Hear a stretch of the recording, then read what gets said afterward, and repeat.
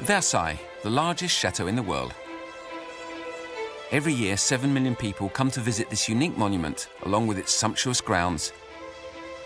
As Versailles also owes its prestige to its vast gardens, where water springs from all sides in a unique ballet. The magic of water plunges us into something unreal and overpowering. An aquatic show that, both now and yesterday, requires perfect mastery of a gigantic hydraulic network of some 1,600 water features. Today, only a tenth remains, so we've no idea what it was like. What Louis XIV wanted was an ideal garden, an enormous garden. Louis XIV wants what no one has. No king has such a profusion of powerful water jets. Yet the site was totally unused to gushing water. There's no water in Versailles, or very little. To meet this insane challenge, Louis XIV surrounded himself with great names: Colbert, Le Nôtre, Vauban. But he also called on his most learned subjects, authors of astonishing inventions. For the first time, we see the best scientists working on major projects. They will seek to bring water by any means. Out of all proportion, the royal requirements triggered a revolution in hydraulic techniques. It's unheard of. We've never had such a distribution system. This isn't evolution, it's a revolution. And to get the upper hand over nature, the Sun King spared no expense. Monoliths of masonry, a sprawling labyrinth of pipes, and exceptional megastructures. To top it all, they built the Marley machine, the most complex in the world, to challenge nature and raise the water. The eighth wonder of the world, they said. It's a wonder. Louis XIV tamed nature. Up to 30,000 workers were mobilized for these monumental projects. 40% of Versailles' total budget was consumed by this enormous hydraulic undertaking. It's colossal. It changed the landscape of Île-de-France. Even seen through today's eyes, you wonder how it was possible. How did this extraordinary hydraulic project come about? What technological challenges did the fountain makers face? How did engineers, scholars, and gardeners achieve such feats? Dive into the waters of Versailles.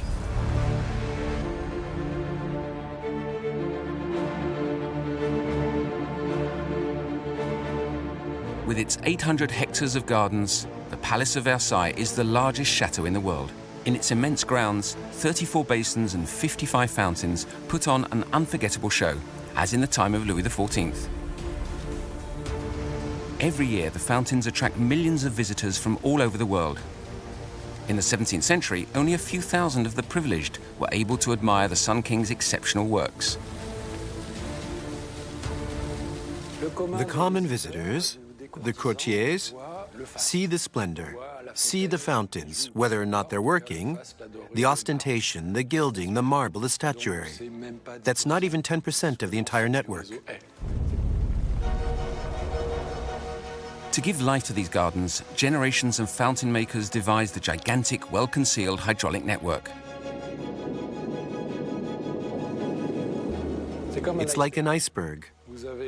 The good-looking, visible part basks in the sunlight. But you don't see the essential, which is more than 90% under the ground or in remote reservoirs. Ponds in marshy regions kilometers from Versailles. Unsuspected technical feats.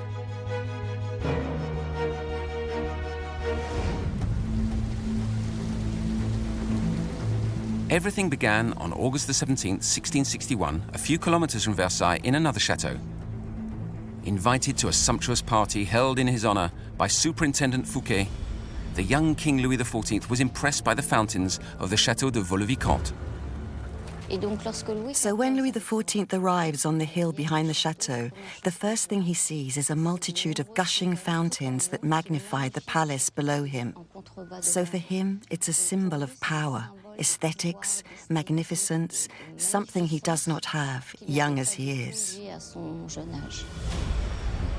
Vaux-le-Vicomte was a model that the young king wanted to transcend. The king is jealous. In the days that follow, Fouquet is arrested. The king hires all those who worked for Fouquet to build something even more beautiful than Fouquet had. Louis XIV wants what nobody has. Actually, he wanted a much better version of Vaux-le-Vicomte. And he would have it. 20 kilometers to the west of Paris, in Versailles. In 1661, Louis XIV transformed his father's former hunting lodge into the symbol of his power. And for that, he had a dream: to create a sumptuous garden with a multitude of gushing fountains.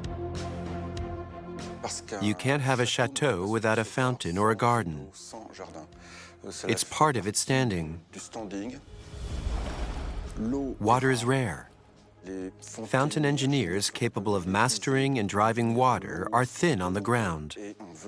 Obviously, we want what is rare and what is also a show.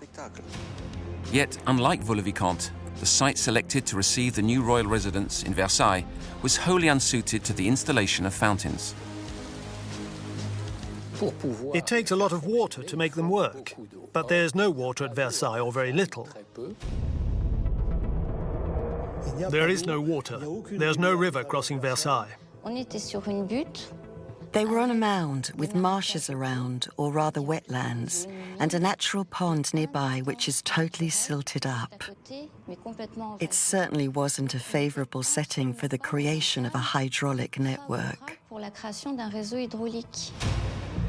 Yet if Versailles had no water, the king ordered that it be brought there. He instructed Colbert, his new superintendent of buildings, to employ any means needed to achieve this. It's the start of a race for water. So, throughout the reign of Louis XIV, major works will be undertaken to pipe in increasing quantities of water, to drive more and more fountains and water features. That's the hidden face of the project. When the work began in 1661, the only natural resource was the Clagny Pond. It was only a few hundred meters from the palace, but located lower down. The Clagny Pond is 20 meters lower than the Chateau Terrace. The water had to be pumped up to the palace. Louis XIV's first choice in 1664 is to build pumps to raise the water from the Clagny Pond. The supervisor of fountains, Denis Joly, devised a piston pump powered by 2 rings of horses in a water tower. Formed by 2 large octagonal rooms, between which stood the central tower, the building was surmounted by a lead tank. We raise the water up in a water tower. Then the water is piped under pressure from the water tower to the chateau's tanks. The hydraulic engineer is there to open the valve, and the water, under its own weight this time, flows down through the valve to feed the terrace fountains. To obtain a water jet, engineers harnessed the principle of gravity. The water had to be placed in a tank sufficiently high so that it flowed down to the fountain. Under the effect of its own weight, it gushed under pressure. Tanks with their lifting machines were built on and even under the chateau's terraces. The underground tanks are hewn from stone like cathedrals. It's really spectacular. Thanks to these new reserves, the water distribution capacity grew by more than 9,000 cubic meters, the equivalent of 2 Olympic swimming pools per day.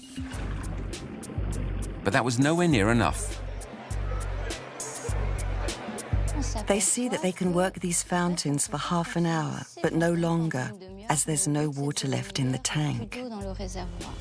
On the other hand, the Clagny Pond is drying up because it's fed by a shallow water table. That runs out, so water must be found elsewhere. So next, they try tests using other sources. They had to find other sources, such as drawing the water this time from the south of Versailles in the valley of the Bièvre. The Bièvre is much lower than Versailles, so once again they had to raise the water. This time the water, captured some 4 kilometers from Versailles, had to be raised 60 meters. To meet this challenge, another technique was employed, that of windmills with buckets. So you've a bucket chain, like a bike chain on which there are buckets. You turn it, they take on water, take it up, and at the top, tip it into a pipe. It's a mill that runs a system that pumps water to the top of the hill, which then flows downhill to Versailles. So we're using more machines and more space.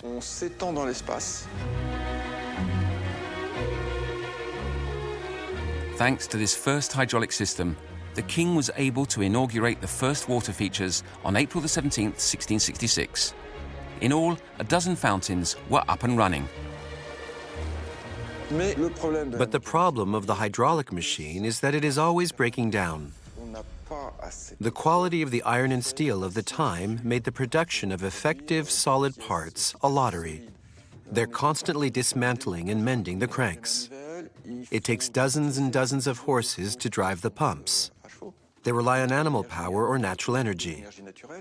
When there's no more water in the Bièvre, when there's nowhere wind to drive the mills, this hydraulic mechanical solution is both a technical and an economic failure.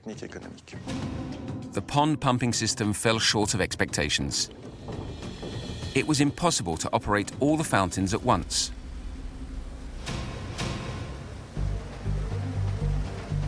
To satisfy the king, the fountain masters came up with a temporary solution, running from one basin to the next to activate the jets as he passed by. So they open one fountain, and when the king has left the grove, they shut off that fountain and open another. Each fountain operator communicates with the next by whistling. The valves aren't visible, and so the fountain operators who turn them on with hydrant keys are behind the trellis work and can't be seen. It's an extremely simple action, always the same. The object's width gives it more leverage. So it's the same action, one which is part of our heritage. The fountain engineer's stratagem also enabled the king to assert himself as the master of nature. In 1672, Louis XIV writes a guided tour to his gardens. The king's promenade is a show, so the king's presence can only be an embellishment. The king's presence creates fountains. But Louis XIV demanded that this water magic be made permanent. The king wants more and more groves, more and more water features, and wants them to run continuously. So the challenge is to bring in water from farther and farther away. They soon see that other sources won't provide enough for the great garden Louis XIV has in mind. A constant battle to find water began. To fight it, the king summoned the best scientists. In 1666, he founded a collective of learned men, the Academy of Sciences. He brings in real scientists to work on these water issues, on the need to invent hydraulic machines. So they're keen to hire or otherwise welcome all who can provide a technical solution to build machines, harness sources, aqueducts to get water. Given the unprecedented scale of the project, astronomers, physicists, mathematicians, academics from all over Europe were mobilized to invent technical and scientific solutions. So for the first time, landscapers were working on hundreds of hectares. They had to take measurements over several kilometers. Working on such a scale posed problems that were hitherto unknown, like digging the Grand Canal in 1668. It fell to gardener André Le Nôtre to design the layout of gardens and grounds. And in the extension of the chateau, he wanted to create an infinite perspective using a vast water feature, the Grand Canal. He had a vast basin dug 1 mile long. But with such distances, André Le Nôtre had to solve an optical problem. The Grand Canal is a big cross, and if we don't change the shape of the basin, if the head of the canal isn't enlarged locally, disproportionately, it will look like the canal ends in a dot. But André Le Nôtre wanted to obtain an infinite perspective. For that, the gardener created an anamorphosis, an optical illusion. By increasing the proportions of the farthest basins, it made it look straight all along its length. There are surveys to be done. You have to redraw everything, and you can create this illusion of perspectives towards infinity.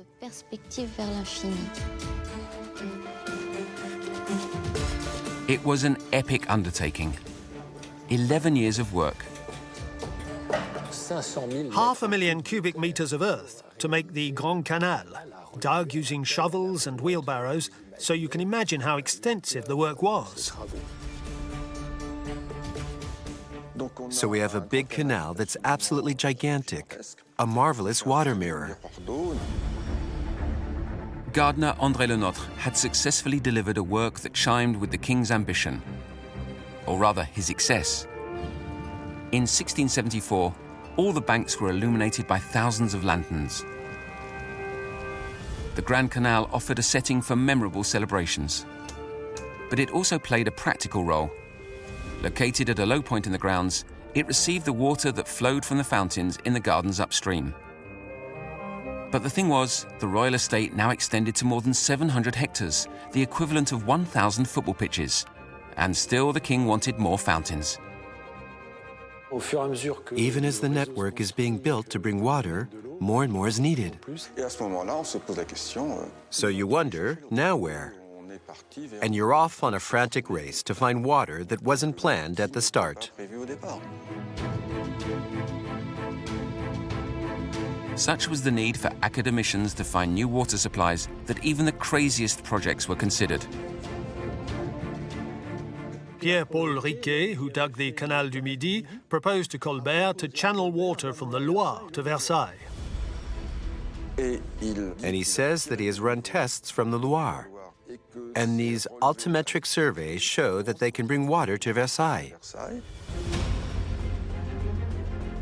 The idea enchanted Louis XIV, who was ready to spend 2,400,000 livres on the project, a colossal sum for the time.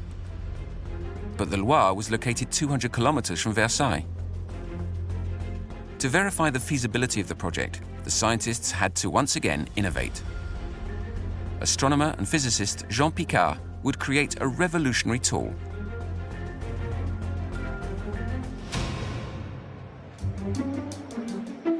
It worked on the principle of the traditional plumb line, enabling land elevation to be surveyed and measured. It's just like when you aim using your thumb to judge the direction. So you have someone aiming and someone in the distance with a sight. But he added an astronomical telescope. This telescopic level had the distinction of having convex lenses, so it was a real telescope with convex lenses.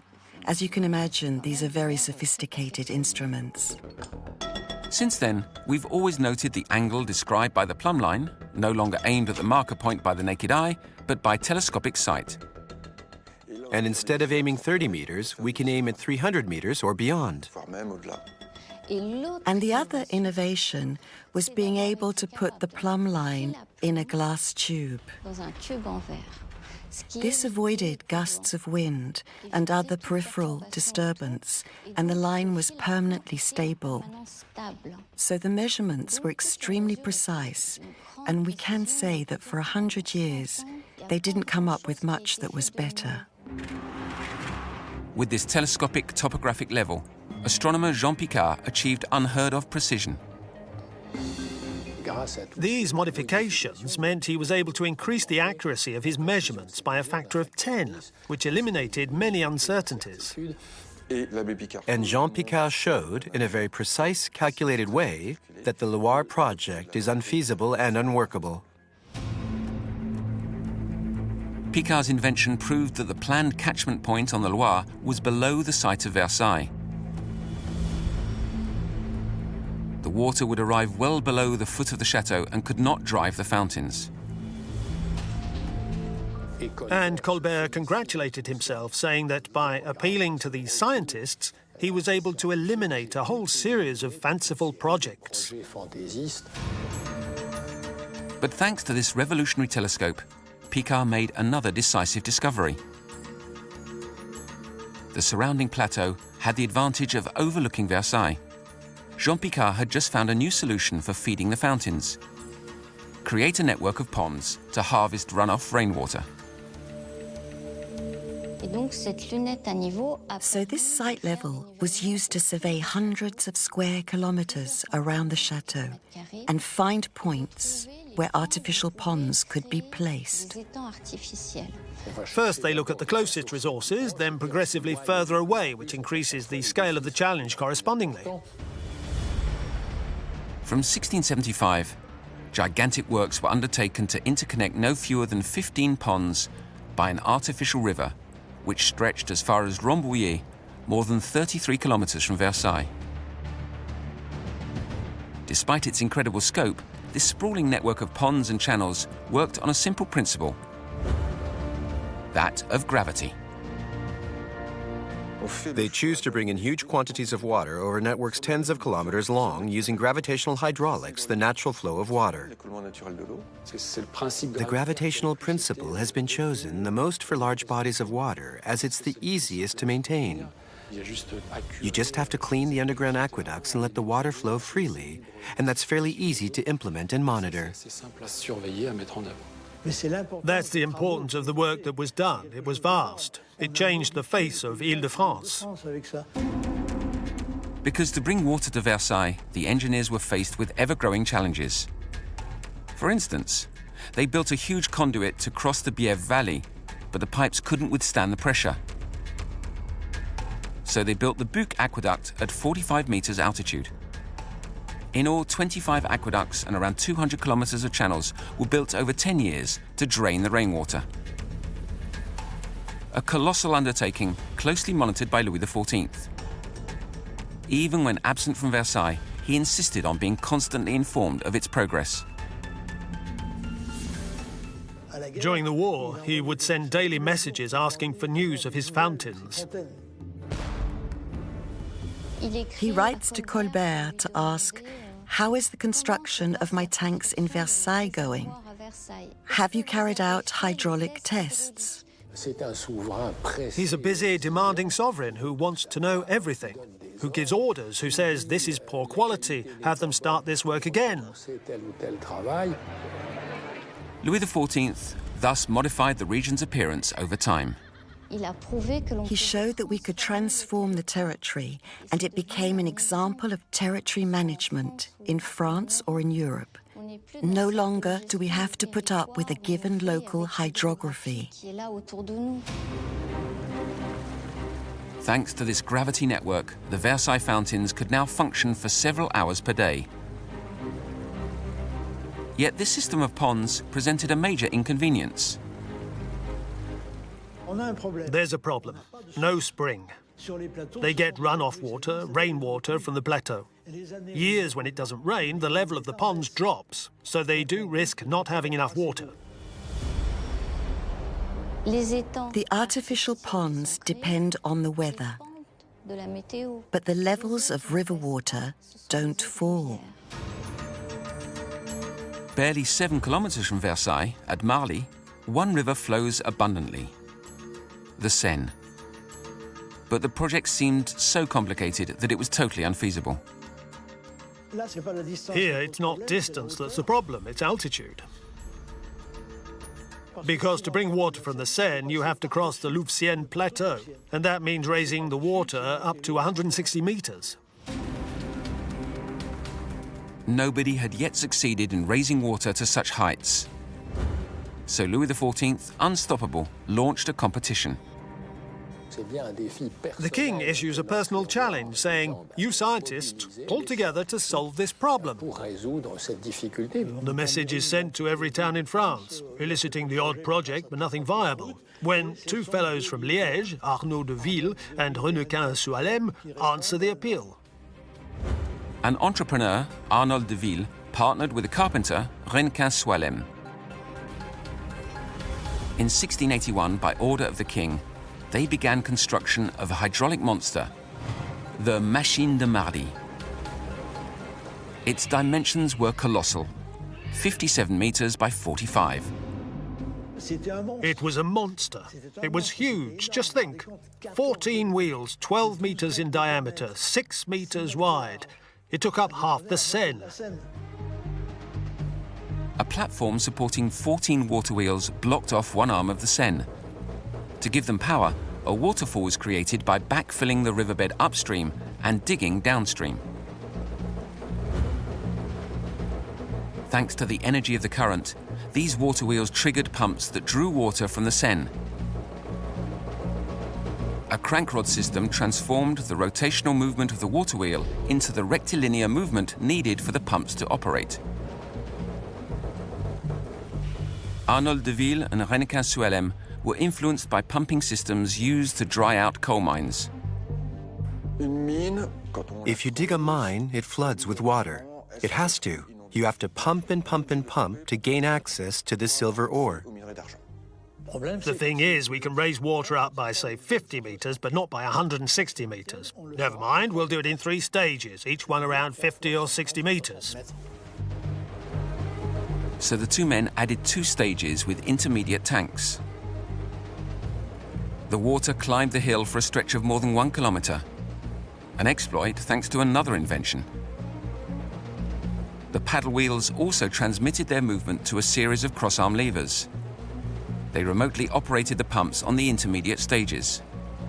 This operation was repeated twice in order to reach the top and a new work, the Louveciennes Aqueduct.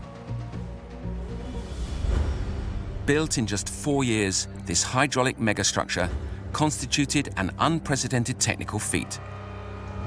Its construction involved 1,800 workers and required 100,000 tons of wood, 17,000 tons of steel, and 800 tons of lead and pig iron.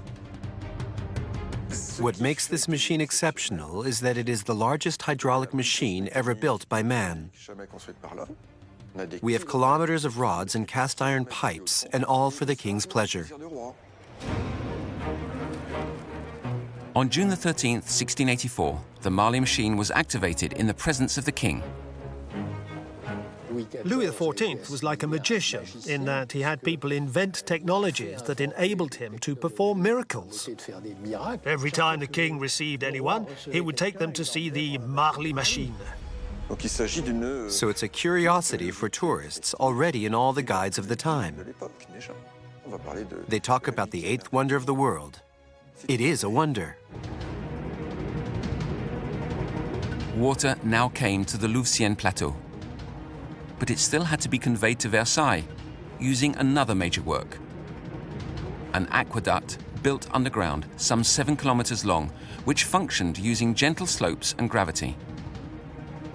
It's really impressive how they calculated all that at that time, underground, and recovered the water on a hill at the other end of Versailles. It's really exceptional. The so-called most complex machine of all time would go on working for 133 years. Yet despite its revolutionary technology, the results never matched expectations. The installation was noisy and required expensive ongoing repairs. This machine, this new technology, was in fact very dangerous, as the joints of the blades were not perfect. So there were differences in rhythm. A lot of the wood broke. So there were lots of accidents. And above all, however impressive it looked, it couldn't manage to supply the expected flow. Barely 30% of the volumes expected. The Versailles water problem was therefore unsolved, just when requirements took on a new dimension, even more extreme. Because in 1682, the king moved to the palace permanently with more than 3,000 courtiers. Louis XIV is creating his palace, a garden, but also a town. From a village, a town has sprung, and the people need to be fed by more than well water. Versailles goes from several hundred inhabitants in the mid-17th century to 25,000 inhabitants by 1690. So it really is the laboratory of a new town with all its new services. And Versailles also has the Grand Commun, the kennels, 2,000 horses and stables. If the king decides to settle permanently in Versailles, water will be needed permanently. 20 years after work started, the estate was 7 times larger, going from 700 to more than 5,000 hectares. And now that the court was installed, the king wished to see his water features functioning every day for several hours. And as he loves his water features, he asks for more and more. Louis XIV allows himself the indulgence of building temporary fountains, which are subsequently demolished. All this was constantly being changed according to aesthetic choices, the sovereign's tastes and fashion. That's what's exceptional. To please the king and his court, the most famous fountain-making family was sent for from Italy, the Francinis. They devised a new way of making the fountains work, by recycling the water. For this, the Francinis designed a network of 35 kilometers of pipes in the chateau's vast grounds. The Francinis created a network that communicates from one fountain to the next. Each fountain can be a reservoir for the next, or for the next few fountains. The network operated as a closed circuit. Latona is the reservoir that supplies Bacchus, Apollo's chariot, part of the obelisk, and another tank, which itself feeds other fountains. And if it doesn't feed another, there's an overflow system that channels water back to the Grand Canal, so all the water is recovered. Freshly repumped from the Grand Canal, this water was then sent to tanks that resupplied the fountains.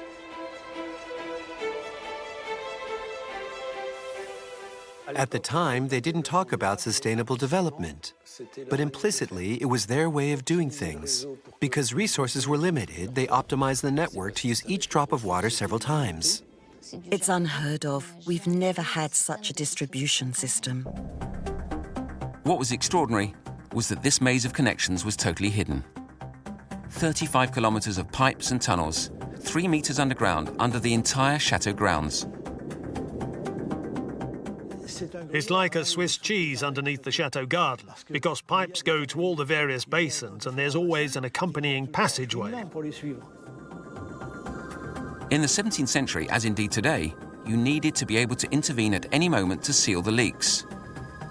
Since, given the distances covered, another problem, hitherto unnoticed, soon raised its head: how to ensure extremely long pipes remain watertight. At the time, engineers and fountain designers used their ingenuity to compete and improve the strength of materials. It is an evolution, it's a revolution. The first pipes were made of wood and had an expected life of 10 years.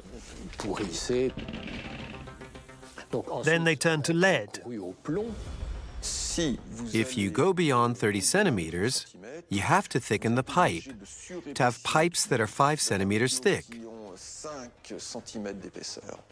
So the pipes weigh a ton and may break when you turn on the mains. Another problem, a major one. France had no lead mines, so had to import from England. This pushed scientists to develop new prototype pipes, this time in cast iron. And cast iron is much stronger than lead. So we'll be able to manufacture 18-inch iron pipes less than 2 centimeters thick. And France has plenty of iron.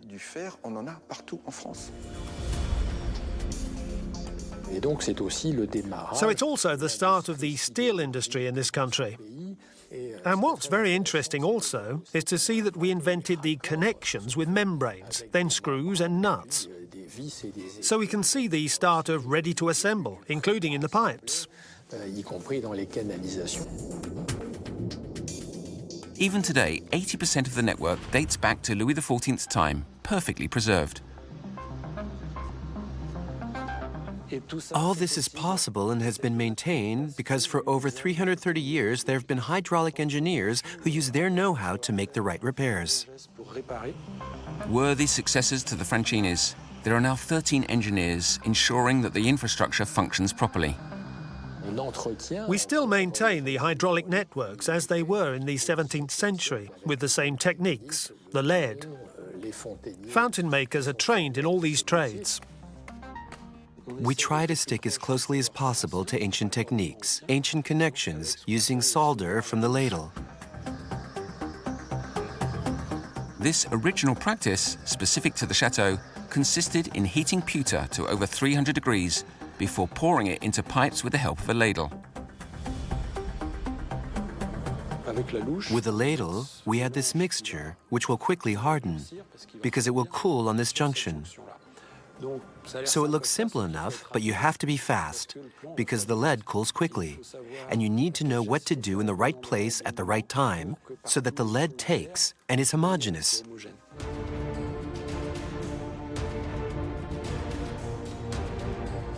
Ancestral methods that the Versailles fountain engineers today associate with advanced technologies. As during the restoration of the Latona Basin in 2012. At the heart of the garden, it's one of the most prestigious water features. For 2 years, its structure was completely dismantled and reassembled. The carved decorations, the marbles, the statues have been renovated using their original materials. Even the masonry has been identically restored. The goal is to find the original level of water tightness. For in the 17th century, fountain makers were already showing incredible inventiveness in the construction of basins. They improve everything to do with waterproofing materials. For example, they use mastics, canvases, which are the ancestors of the plastic-coated cloth we use today. So all this is tested on the building sites of Versailles and also results in patents being filed. The bigger it is, the harder it is to make watertight. That's why you need clay. To make the masonry waterproof, clay was compacted between the walls. But the engineers went even further. They completely redesigned the vicinity of the basins. An ingenious water flow system where visitors see only a simple aesthetic garden. All around, there's a kind of slope. None of this land is natural, in fact. It's been reworked with clay and certain areas with soil and sand to be able to drain the water too. So there's a whole complex system that retains water. Thanks to this new system of water recovery from a closed circuit, 6,000 cubic meters of water could circulate every hour to drive all of the fountains in the grounds. But the prowess of the King's fountain engineers didn't stop there.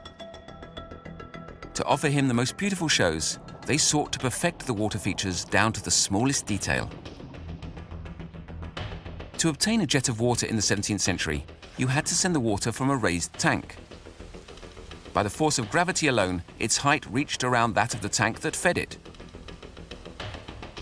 But to obtain powerful jets, the engineers had to innovate once more. They designed a simple but effective device, the nozzle. The nozzle is the tip that we put on the pipe. It's the final part that forms the jet of water, so it's essential. By reducing the section of the pipes at the outlet, this increases the pressure and therefore the speed of the flow of water. But it also presents another advantage. With these nozzles, we can transform water and give it a shape. Either we have, without nozzles, a waterfall, as in the ballroom, or we get a gushing, as it's a heavy gauge pipe, which means that it hasn't time to climb up, so it gushes out. The more we reduce the gauge, the more the water will keep its pressure, keep its density, and will be able to go up.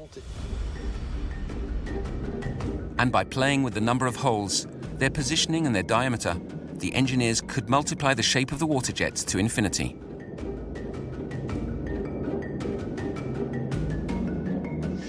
Then there's the size of the nozzle plate, the surface with the holes on. This plate mustn't be too thick or it creates a jet that's too strong, like a firefighter's hose, or too thin and it will spatter. So the secret, if we make 8mm holes, is to make a plate 8mm thick. Then you get perfect jets. Mastery of the water droplet was what we were looking for at that time. Every millimeter counts. Thanks to this precise calibration, the fountain could also tell its story.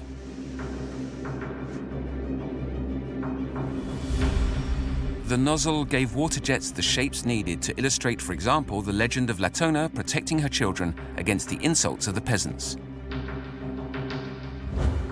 In mythology, Latona asked Jupiter to defend her, which he did by turning the peasants into frogs. The water will help convey this story. You can see the peasants spitting and trying to reach Latona. So the arc of their water jets will arrive at Latona's feet. Then the last frogs who are on the last step won't be able to reach her because, in fact, Zeus has placed his protection upon Latona. So the water jets pass above her like a kind of force field. That's Latona's dome. By enabling all these new techniques to develop, King Louis XIV commanded the admiration of his contemporaries in his desire to master nature. No king has had such a profusion of bronze statues, such aquatic firepower. In an ordinary garden, you'd have 3 or 4 fountains, but to reach 1,600 water features, that's totally unreal and overpowering.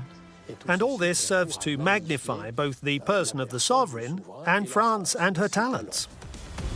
The palace and its grounds became a showcase for the world. The Grand Canal even exhibited a flotilla of boats that were scale models, or sometimes life-size. In particular, the canal's main vessel, the miniature reproduction of a warship with real brass cannons that can actually fire. The message is purely political, which is, as Versailles also receives ambassadors, foreign sovereigns, to show that France is not only a great land power, but is also destined to become a great maritime power. We show the exceptional power of what the French monarchy, and also France, is capable of producing. To operate the hundreds of fountains at once, no less than 4 million litres of water were now needed, the equivalent of 1 Olympic swimming pool per hour.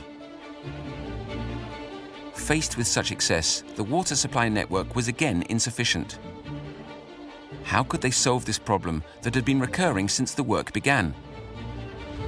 In 1685, a final ambitious project was envisaged: to create a diversion channel from the river Eure that runs to the west of Paris. We can block the Eure Valley and bring its water to Versailles. Sure of himself, the king embarks on this enterprise. This project is without doubt his most extravagant.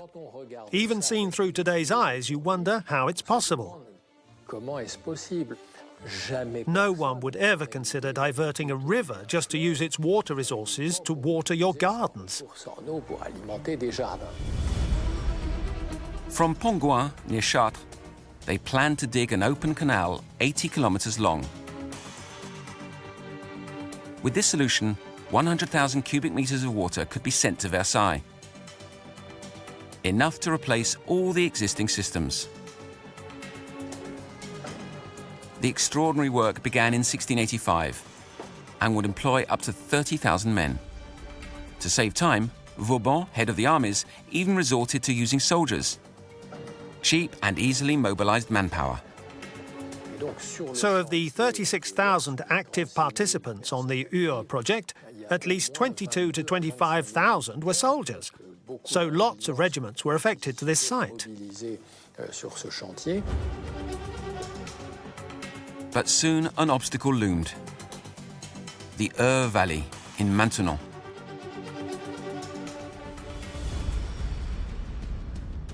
There, the Eure Valley was 70 meters in height.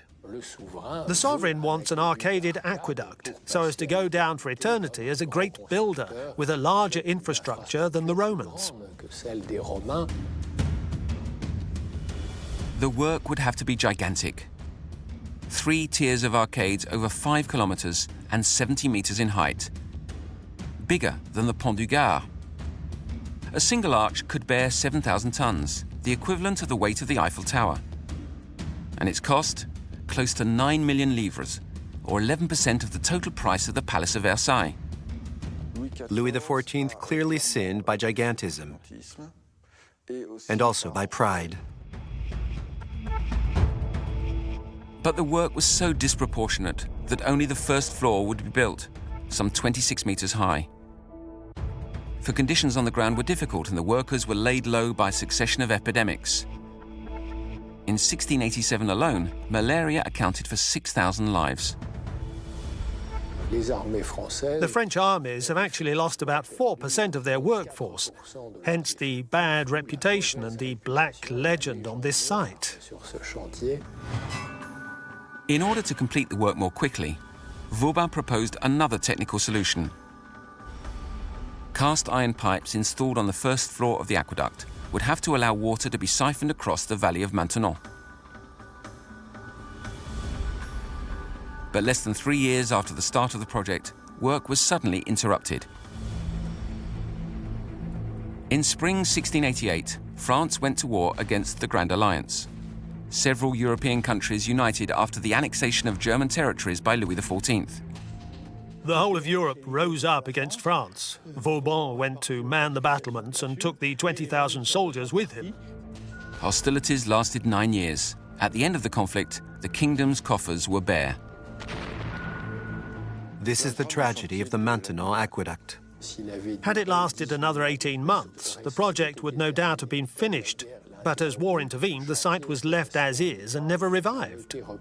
It's a failure, a total failure.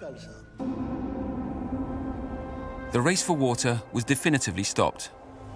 In 1690, all major works were interrupted. But the royal dream of Versailles was accomplished. 30 years earlier, the first tanks to feed the garden's fountains hadn't exceeded 300 cubic meters. Now, the total capacity was close to 8 million cubic meters, 26,000 times more. That gives you an idea of the scope of the work done. The scale totally changed over 20 to 30 years. But at what cost? In all, the hydraulic systems cost 65 million livres, almost 40% of the chateau's total bill. Not to mention the human sacrifice that amounted to tens of thousands of men. In September 1715, the Sun King passed away. At the death of Louis XIV, when you see what's been built, you have a glittering success. Louis XIV did tame nature, as developing this site in such proportions was a real challenge. From the whim of a king, he developed a science, a technique, hydraulics that made a territorial, sustainable development. How to recover water and to store it, keep it, and not use it until needed. Mastery of water was total and stands as a real example today. Many vestiges have stood the test of time. Today, the Grand Canal is the estate's main water reserve and enables the collection of natural waters. Certainly, modern pumps have replaced the old supply sources. But in principle, the storage of water and the functioning of the fountains are unchanged. Thanks to the maintenance of techniques and know-how of the time, this network still supplies the garden's 55 basins and fountains, and enables us to produce, still today, a show created in Louis XIV's time. Today, what we propose during our fountains show is to activate all the fountains at the same time, close to what the king would have seen, for authenticity. More than 300 years after Louis XIV, the fountains continue to weave their magic, no longer for the pleasure of the king and his court, but for millions of visitors.